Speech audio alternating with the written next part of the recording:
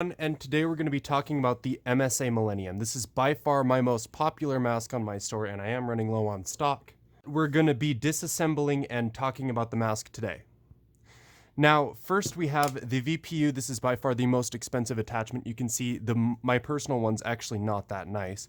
This does use two AAA batteries. If you unscrew this cap here, get this here, there we go.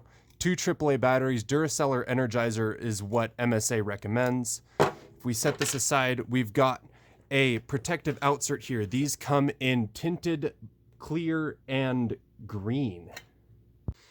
These outserts attach by a hook system on the top of the mask and a rubber band system on the bottom. They just set down on and then you hook it below the voice diaphragm. You cannot do this with the VPU on, sadly. I've tried. And looking at the front, I really like the look of this mask. Personally, this features two 40mm NATO filter ports. If you'd like to dual filter this mask, you do need a tool or some needle nose pliers to actually get this off here, and then you can dual filter the mask. I'd recommend purchasing another deflector for the other side of the mask so you get good airflow. That is not necessary, but it's recommended.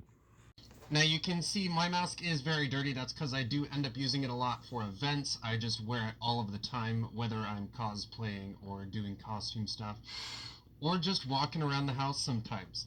This is what the mask sounds like with the VPU on. This is what it sounds like with it off. And then this is what it sounds like when it's removed. This is all me talking at the same level, so take that with what you will. To buy the MSA Millennium new from several industrial supply sites, it is around $500 for just the mask and a clear protective outsert. A lot of these listings will come with a clear protective case. This is the small version of the case. I use it to store all sorts of gas mask paperwork, and it'll come with a manual. This manual will show you anything that you'll need to do with the mask, any restrictions, and how to use it. Now, this is an exploded diagram of the mask showing all of the parts. We are going to go through and build our own exploded diagram in this video. Let's get to that. First, for disassembly, we're going to take this off right here. There are special tools for this diaphragm ring, but I don't have them. I have sold all of them. We will pop this diaphragm out. We've got the ring, diaphragm. From here, we can pull the oral nasal cup out from the inside. If we set the mask aside, the oral nasal cup has two valves. These two valves help prevent fogging. Without them, your mask will fog like crazy.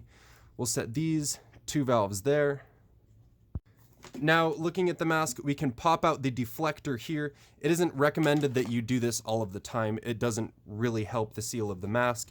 But we've got the deflector with all of the parts in here. We're just going to set that right there.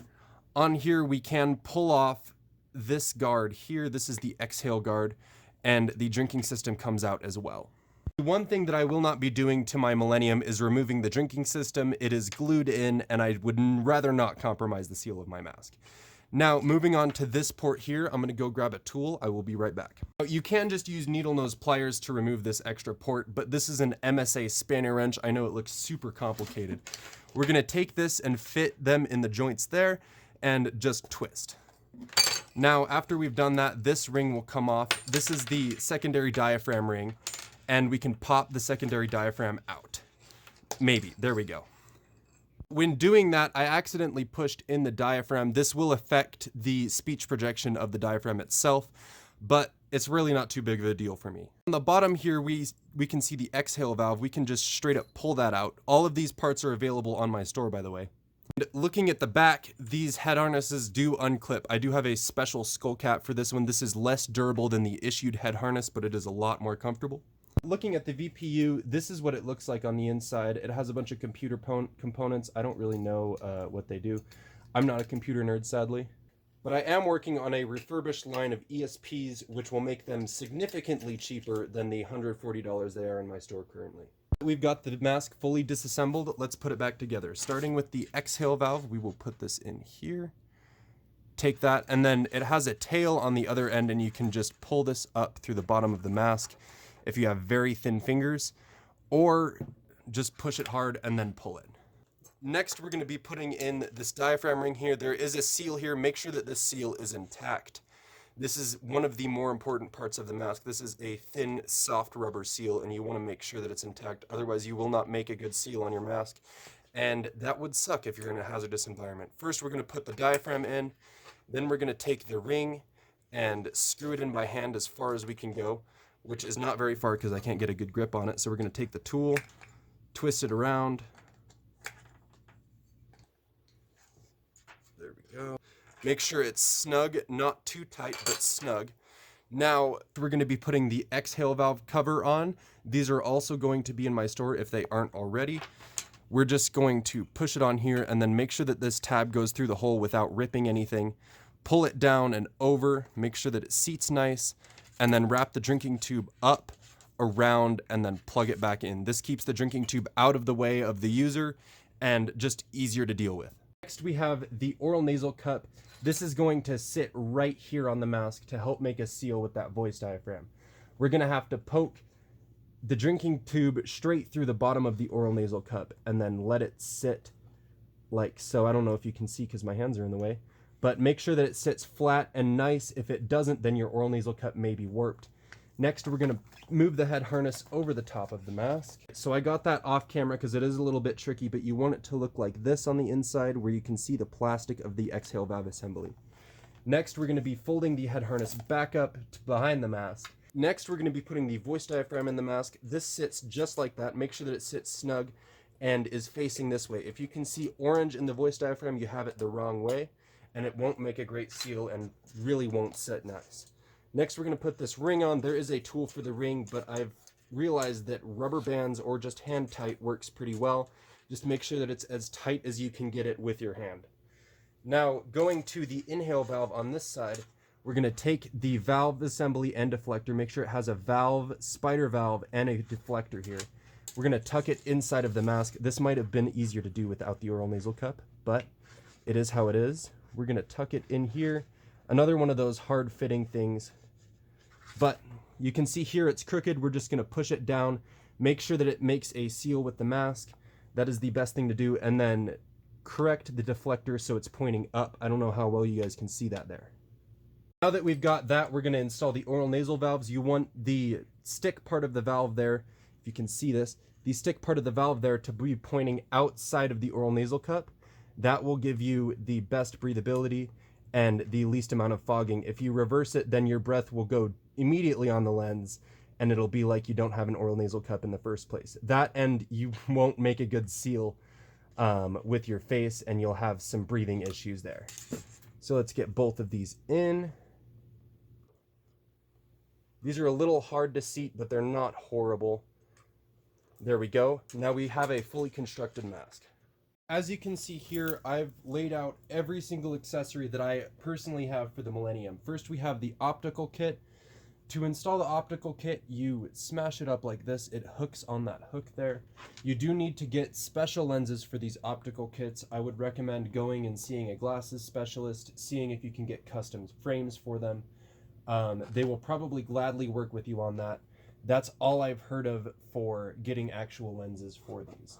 You cannot go to MSA. MSA won't supply you them. So you take this, push it into the mask, make sure that it sits in the frame of the mask here. If you have a small mask and have a different size optical kit, you can put it into the peripheral seal of the mask, but it won't sit quite as well. Now they sit like this. You can adjust the height of the glasses here. This just helps people that need glasses to see while they're wearing a gas mask. Next, we have the tinted and the clear outsert. You can see mine is scuffed. I showed you how to install these earlier in the video, so if you need help with that, go back there.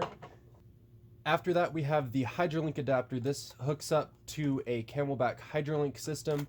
You can look for those on surplus stores. They're used a lot by the military. To use these, you take the MSA bayonet system and you put it in and just twist in either way, and you will push this connector in and it'll lock in, and then you can drink out of a Seaburn safe Camelback. I've showed you guys how the spanner wrench works.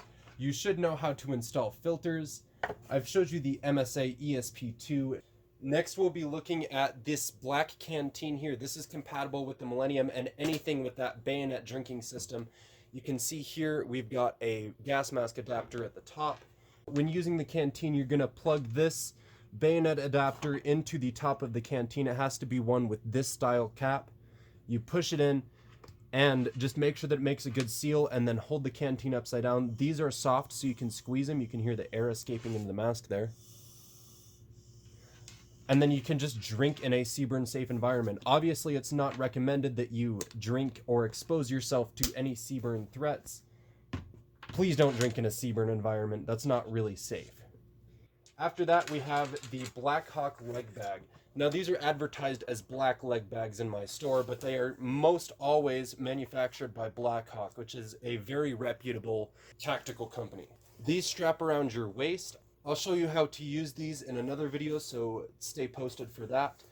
But these are great for storing your gas mask. If you open this up here, the mask just sits in like so. So this is the bag with the mask in it. You usually want to put them upside down. This actually helps it sit very nice. And you can just quickly deploy your mask like so and forget about it, because this should be strapped to your leg.